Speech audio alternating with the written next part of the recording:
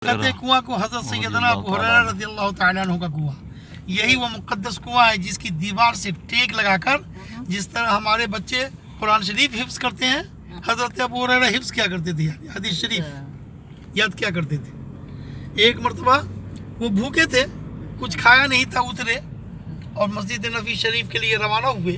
बुखारी शरीफ की हदीस शरीफ है। रवाना हुए तो रास्ते में मुलाकात हो गई हज़रत अबू बकर सिद्दीक़ से।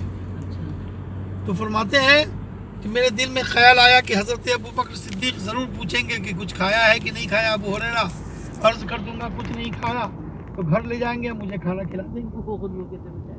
लेकिन हज़रत अबू बकर सिद्दीक़ से जब गुफ्तगू शुरू हुई तो फरमाते हैं कि अल्लाह के रसूल का जिक्र छिड़ गया, शुरू हो गया। तो जिक्र मुस्तफ़ा करते करते करते आगे बढ़ गए। रास्ते में फिर मुलाकात होगी हज़रत उमर बिन खत्ताब से, तो उनको बहुत जलाली थे। तो हज़रत अबू हुरैरा ने कहा कि इनसे कैसे गुफ्तगू कर रहे, तो सोचा कि एक दीन का मसला पूछ लूँ।